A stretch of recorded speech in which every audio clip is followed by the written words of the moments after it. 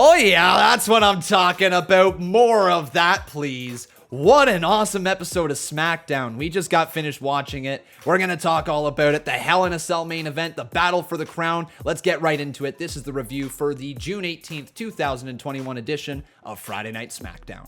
Let's kick things off right away by just saying this was the biggest episode of SmackDown since WWE moved to Fox way back when. This thing was frigging awesome. The main event of Hell in a Cell on SmackDown for the first time ever made this a historic night. It doesn't matter even what happened inside the cell, it was already going to be a historic night as Roman Reigns and Rey Mysterio were set to go one-on-one inside Hell in a Cell. For whatever reason, WWE pulled this off of the Sunday pay-per-view. I personally don't hate it, but what do you guys think right away before we get into the review? Do you like that this match got pulled off of Sunday's show? But anyways, kicking things off was little Ray in the center of the ring, and he's a pissed off dad after last week. Rey Mysterio standing up for his son after Roman Reigns literally tried to murder him. He full on yeeted him out of the ring last week. So Daddy Ray sending some messages towards Roman Reigns saying he wants Hell in a Cell here tonight. He knows Roman Reigns has already accepted the match via Twitter, but he wants to hear it from his face.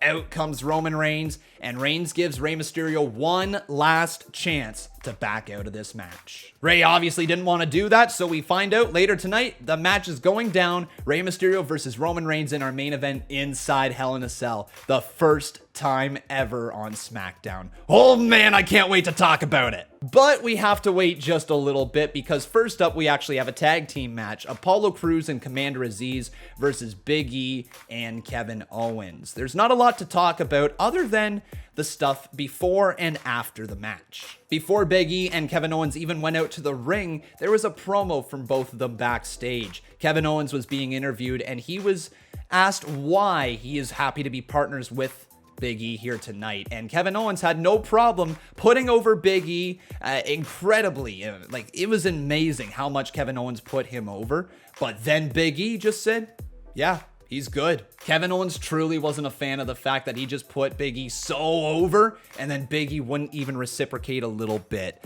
I bet you we're going to get a feud down the line. In fact, we might even get a heel turn from Big E. First and foremost, do you guys think that's a good idea? Let me know in the comments below. The match itself was won by Commander Aziz after Sami Zayn was down on commentary, distracting Kevin Owens just a little bit. As Kevin Owens slides back inside the ring, Aziz hits that big old Nigerian nail right across his throat, and Kevin Owens is out. 1, 2, 3, game over, match over, and Sami Zayn costs Kevin Owens the match. And then again, just for good measures after the matchup, Commander Aziz lifts up Kevin Owens and gives another Nigerian nail.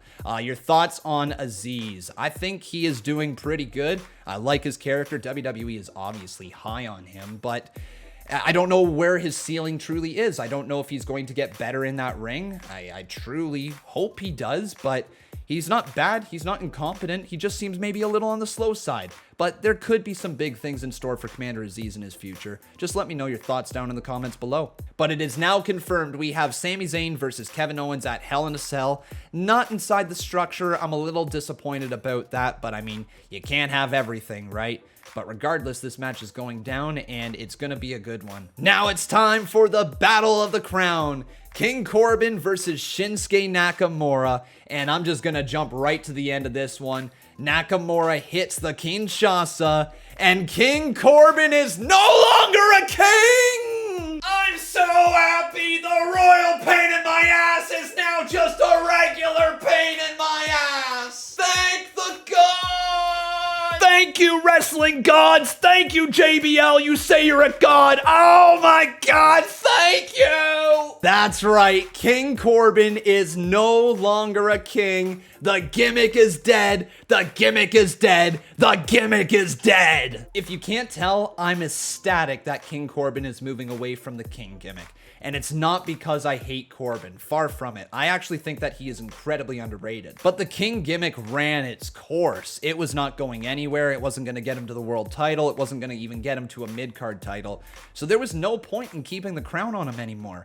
In fact, now we've just made a brand new character seem 1,000 times more interesting as King Nakamura, or the King of Strong Style Shinsuke Nakamura, whatever you want to end up calling him. This is good for the career of Shinsuke Nakamura. It gives him a direction. His partnership with Boogs is great. Like, I don't know what more you want from this, because this is exactly what Nakamura needed. He truly needed to be able to do something. And now that he's got the crown, the world is his oyster. Like, go get him, Nakamura. We then got a segment between Bianca Belair and Bayley, which involved the women's champion, Bianca Belair, standing in the center of the ring and calling out Bayley, calling her into a match at Hell in a Cell. But not just any match. No. We got confirmation that we are gonna get Bayley versus Bianca inside Hell in a Cell. Just a great idea to put these two inside of the cell. We don't need to see Charlotte versus Ripley in there. I mean, sure, people are gonna argue which women's match was better to have the Hell in a Cell matchup, but like, hey now, Bianca Belair and Bayley are gonna do a fantastic job in there. Like, they are going to light it up, and we are going to talk about this Hell in a Cell match. Hell, it might very well be one of the best Hell in a Cell matches. It might be the best women's Hell in a Cell match. Only time will tell, but these two have the potential to put down a barn burner this Sunday. At the end of this exchange, it was Bianca Belair who was planted down to the mat courtesy of Bayley's rose plant, and at the end, Bayley stood tall with the title by her side, hanging in the air, and all of the Titantrons, all the little faces of the Thunderdome were turned to Bayley and her photo of holding the championship up high. Quick little cut to the backstage area where we saw Jimmy Uso approach Roman Reigns, basically said that he was willing to acknowledge Reigns. Kind of a switch in the story, don't you think? Just 1 week ago, Jimmy Uso wanted nothing to do with Roman Reigns, but I guess after his brother walked out on him, he's starting to think like maybe he needs his family. He offers his help to Roman Reigns, but Roman doesn't want any. He says, you need to go find your brother. I need your brother. We need your brother. The family is stronger when we are together. So I guess that's the story moving forward. Does Jey Uso get back with the family? Can Jimmy Uso convince Jey Uso to come back? Will Roman Reigns exile both of the Usos? Will the Usos both turn on Roman? Lots of directions with this one, but I want to hear your theories down in the comments section below. Back down to the ring, we are going to get Otis versus Angelo Dawkins. And after last week's sneak attack and after injuring Montez Ford, Angelo Dawkins has a score to settle. But that match isn't actually going to happen, as Otis and Chad Gable laid a trap for Angelo Dawkins. His injured shoulder from the previous week got even more injured, and it looks like the Street Profits are going to be out for quite some time. Now, can I just say this about Otis? The man is coming a long way. I've always seen Otis as just a comedy character, but this evolution with Chad Gable is fun to watch. In fact, I noticed something today for the very first time that I don't really know how I didn't notice before. Otis is literally being turned into the next big Van Vader. Just whatever they end up doing with Otis, I'm intrigued at this point. I don't know what his ceiling might be. He could be a world champion in the future, or he could be just another guy, but this Otis character is starting to move forward for the first time, I truly believe. Like, he's not a comedy character anymore, and this is really good for him. Also, Gable is amazing in this role. Quick little interview backstage. We had Cesaro be interviewed by Seth Rollins. Now, it wasn't starting out this way, but Kayla was told to kick rocks, and Seth Rollins took over the promo. He tells Cesaro right to his face that Cesaro disgusts him. Cesaro fires back and says, I respect you, and then pushes him out of his chair. Not very respectful, Cesaro. You're gonna have to be careful this Sunday. Now on to the main course. Now on to the main event. Rey Mysterio versus Roman Reigns in the first ever Hell in a Cell match on Friday Night Smackdown.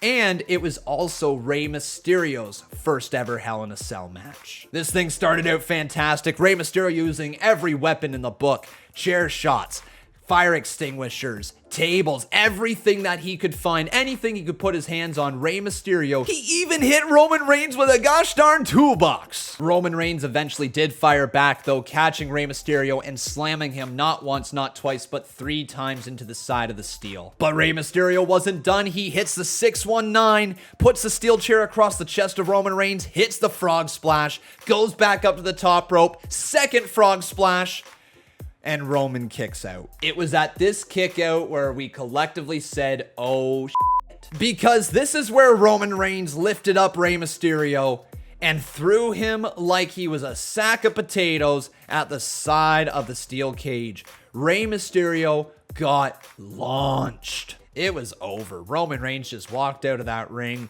grabbed the lifeless body of Rey Mysterio, puts him back in, and locks in a brand new submission move, a version of his guillotine, the inverted guillotine, and Rey Mysterio has to tap out. This match is done. But what an excellent match it was. The ending of the show saw Jimmy Uso come down to the ring, and we got confirmation that Jimmy Uso truly is acknowledging Roman, raising his hand up high and stepping to the side when Roman Reigns had some more unfinished business. Hands the title back over to Paul Heyman, goes back after Rey Mysterio, and locks in that inverted guillotine one more time, making him pass out. And Roman Reigns delivers one of the most ruthless lines in WWE history. Happy Father's Day. Best SmackDown of the year. I'm telling you guys, I loved it. But what did you think about tonight's show? Please let me know your rating for the show overall down in the comments section below. And this might be a mark rating. I'm not sure. It's a thing that I could use a second viewing for.